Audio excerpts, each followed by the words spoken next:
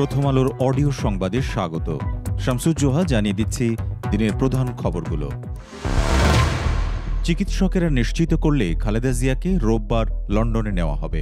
শারীরিক অবস্থা ঠিক থাকলে ও মেডিকেল বোর্ড সিদ্ধান্ত দিলে খালেদা জিয়া আগামী রোববার লন্ডনের উদ্দেশ্যে রওনা দেবেন।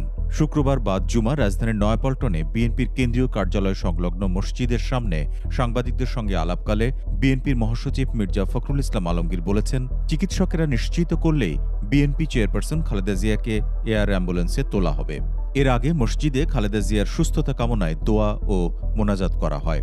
খালেদা জিয়াকে সুস্থ করে তুলতে চিকিৎসকেরা প্রাণপণ চেষ্টা করছেন উল্লেখ করে মির্জা ফখরুল আরও বলেন, গুরুতর অসুস্থ অবস্থায় গত এক সপ্তাহ ধরে খালেদা জিয়া চিকিৎসাধীন আছেন।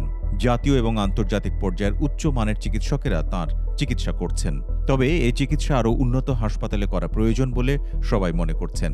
সে কারণে তাকে ইংল্যান্ডের হাসপাতালে নিয়ে যাওয়ার সিদ্ধান্ত হয়েছে বলে উল্লেখ করেন তিনি। এর আগে শুক্রবারে বিএনপি চেয়ারপারসন খালেদা জিয়াকে লন্ডনে নেওয়ার কথা ছিল। কাতারের আমিরের পাঠানো এয়ার অ্যাম্বুলেন্সে কারিগরি ত্রুটির কারণে সেটি এখনও না আসায় খালেদা জিয়াকে লন্ডনে নেওয়ার প্রক্রিয়া কিছুটা পিছিয়ে গেছে। শুক্রবার সকাল 10টায় বিএনপির মিডিয়া সেল তাদের ভেরিফাইড ফেসবুক পেজে একথা জানিয়েছে। গুরুতর অসুস্থ খালেদা জিয়াকে উন্নত চিকিৎসার জন্য বিদেশে নেওয়ার বিষয়ে কয়েকদিন ধরেই আলোচনা চলছে। 13 দিন ধরে খালেদা জিয়া রাজধানীর এভার কেয়ার হাসপাতালে চিকিৎসাধীন।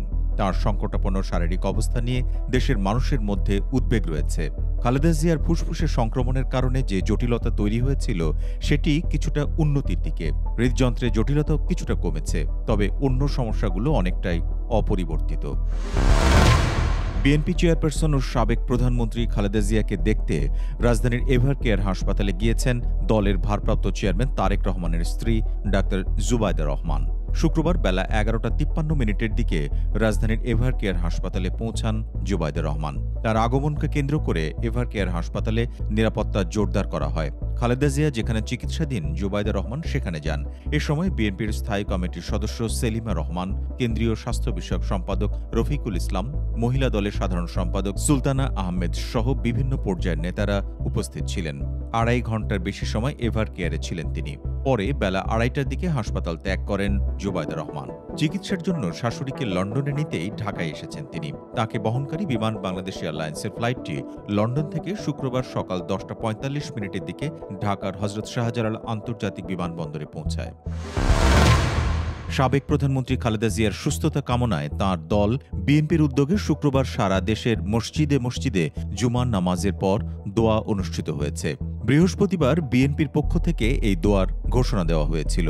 এ বিষয়ে দলের ভেরিফাইড ফেসবুক পেজে দেওয়া পোস্টে বলা হয়, ঢাকাসহ দেশব্যাপী বিএনপি ও এর অঙ্গ সহযোগী সংগঠনের সব পর্যায়ের নেতাকর্মী সহ সাধারণ মুসল্লিদের এই দোয়ায় অংশগ্রহণের জন্য অনুরোধ করা হল। খালেদা জিয়ার সুস্থতা কামনায় মন্দির, গির্জা, প্যাগোডা সহ অন্যান্য উপাসনালয়ে নিজ নিজ ধর্মীয় সম্প্রদায়ের মানুষের সৃষ্টিকর্তার কাছে প্রার্থনা করার জন্য অনুরোধ জানায় বিএনপি। এদিকে বিএনপি চেয়ারপারসনের রোগ মুক্তি কামনা করে শুক্রবার বাদ জুমা দেশের সব মসজিদে দোয়ার আহ্বান জানিয়েছে অন্তর্বর্তী সরকার। গতকাল প্রধান উপদেষ্টা প্রেস উইং এক সংবাদ বিজ্ঞপ্তিতে এ তথ্য জানায়। এবার নির্বাচনের খবর।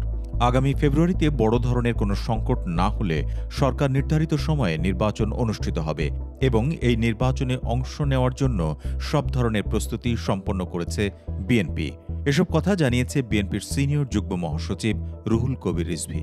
শুক্রবার দুপুরে কুড়িগ্রাম জেলা শহরের সর্দারপাড়া জামে মসজিদে বিএনপির চেয়ারপারসন খালেদা জিয়ার সুস্থতা কামনায় দোয়া মাহফিল শেষে উপস্থিত সাংবাদিকদের তিনি একথা বলেন। এদিকে প্রধান উপদেষ্টা প্রেস সচিব শফিকুল আলম বলেছেন, নির্ধারিত সময়ের মধ্যেই জাতীয় নির্বাচন অনুষ্ঠিত হবে এবং এটি ঠেকানোর মতো কোনো শক্তি নেই।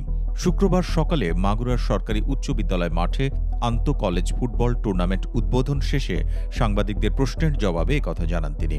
শফিকুল বলেন, 15 ফেব্রুয়ারির মধ্যে নির্বাচন অনুষ্ঠিত হবেই, কোনো শক্তি নেই নির্বাচন প্রতিহত করার। সব দলের অংশগ্রহণে এবার সুষ্ঠু ও সুন্দর একটি নির্বাচন অনুষ্ঠিত হবে। জাতীয় পার্টির নির্বাচনে অংশগ্রহণ প্রসঙ্গে সরকারের প্রেস সচিব বলেন, জাতীয় পার্টির সম্পর্কে আমাদের অবস্থান স্পষ্ট। তারা নির্বাচন করতে চাইলে সেটি তাদের নিজস্ব সিদ্ধান্ত। তবে ইতিহাস বলবে, জাতীয় পার্টি ভয়ঙ্কর রকমভাবে স্বৈরাচারের দোসর ছিল। আওয়ামী লীগ যেসব অপকর্ম করেছে তা করেছে জাতীয় পার্টির সহযোগিতায়। চলমান রাজনৈতিক আলোচনায় উঠে আসা -4 ফর্মুলা প্রসঙ্গে প্রেস সচিব বলেন, যারা -4 ফর্মুলার কথা বলছে তারা স্বৈরাচারের দোসরের দল থেকে এসেছে। সরকারের পক্ষ থেকে কখনোই -4 এর কোনো কথা বলা হয়নি। যিনি মাইনাস হয়েছেন তিনি হত্যাযোগ্য অপরাধের কারণে মাইনাস হয়েছেন। এই ছিল এখনকার মতো। প্রথম আলোর অডিও সংবাদ শুনুন আমাদের ইউটিউব চ্যানেল, ফেসবুক পেজ এবং prothomalo.com-এ।